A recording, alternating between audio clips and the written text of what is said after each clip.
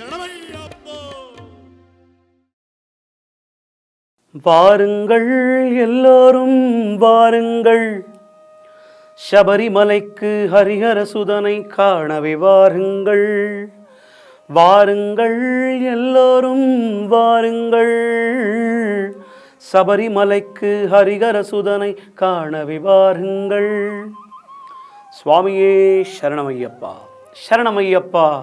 சபரிமலை யாத்திரை பக்தி வைபவத்திலே வீரமணி கண்ணனின் பணிவான நமஸ்காரங்களும் வணக்கத்தையும் தெரிவித்துக் கொண்டு 40 நாள் விரத முறை எல்லாவற்றையும் கடந்து இனி நாம் காண இருப்பது சபரிமலை யாத்திரை.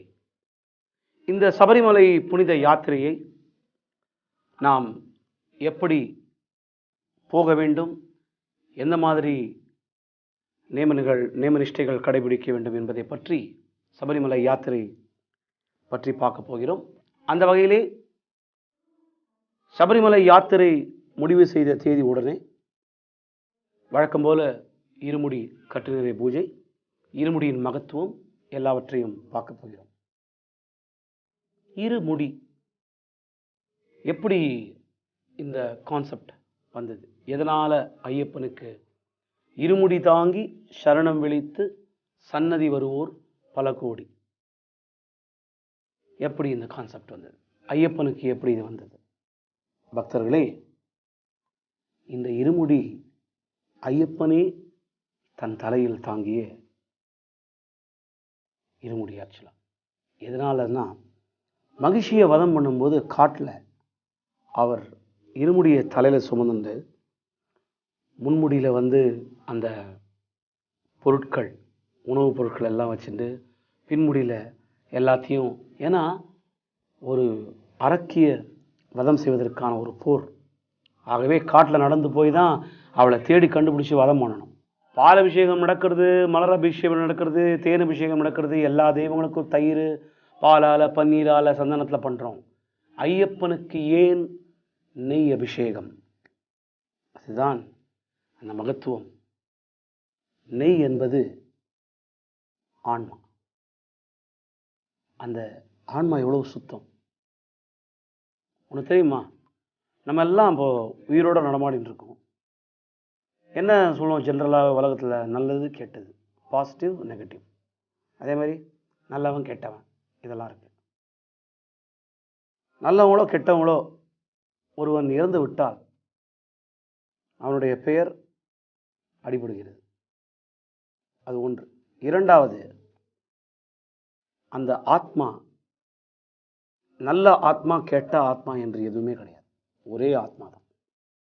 அந்த ஆத்மா ஒரு ஆன்மா. அவ்வளோ ஒரு தூய்மையான நமது கடவுளால் படைக்கப்பட்ட ஒரு அழகான ஒரு படைப்பு. இந்த ஆன்மா தான் அந்த நெய் போன்ற ஒரு சுத்தமான ஒரு ஆன்மா. ஆகவே தான் நெய்யை ஐயப்பன் நெய் அபிஷேகமாக, அதை எதனால் அது தேங்காயில் பண்ணுறோம்? தேங்காயில் அந்த 2 வெள்ளை இருக்குது பார்த்தீங்களா, உடைச்ச உடனே அதுதான் நம்முடைய உள்ளம். அந்த தூய்மையான உள்ளத்தோடு அந்த பசும் நெய் போன்ற அந்த ஆன்மா, அந்த ஒரு தூய்மையான பக்தி என்ற ஆன்மாவை நெய் மூலமாக ஐயப்பனுக்கு நாம் கொண்டு சேர்க்கிறோம். அலங்கார பிரியராம் ஹரிநாராயணரின் குழந்தை என்றோ இந்த திருவாபரணம்.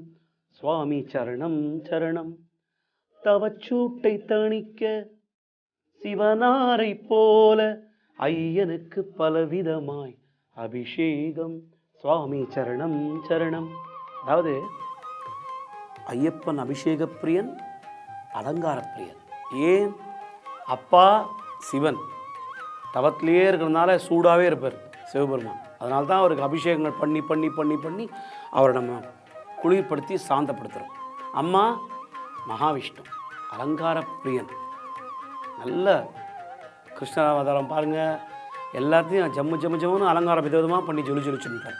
அதனால தான் இந்த கலியுக வரதனாம் ஐயப்ப சுவாமிக்கு அப்பேற்பட்ட ஒரு அலங்காரம், திருவாபரணம் சாத்தி அம்மா மாதிரியே அழகுபடுத்தி நகை போட்டு ஜிலு ஜிலு ஜிலு ஜிலுன்னு சாயங்காலம் மகர ஜோதி அன்றைக்கி பார்த்தீங்கன்னா அந்த பொன்னாபரணம் பட்டு எல்லாம் கட்டி வாள் வச்சு தங்க வாள் வச்சு தங்க அங்கி போட்டு ஐயப்பனை காண்பதற்கே பல கோடி ஜென்மங்கள் புண்ணியம் செய்திருக்க வேண்டும். அந்த அலங்காரத்தை பக்தர்களை மெய்சிலிர் பூட்டும் வைபவம் மகர ஜோதி என்று, அந்த மகர ஜோதி ஜனவரி 14ஆம் தேதியிலிருந்து தை முதல் நாளிலிருந்து அந்த படிபூஜை முடிகிற வரைக்கும் ஐயப்பனுக்கு அந்த தங்க அங்கி போட்டு அழகாக ஐயப்பனை அலங்காரம் பண்ணி அப்படி ஒரு ஜோதியாக காட்சிப்பார். காலையில் பார்த்தீங்கன்னா ஒரே அபிஷேகம், நெய்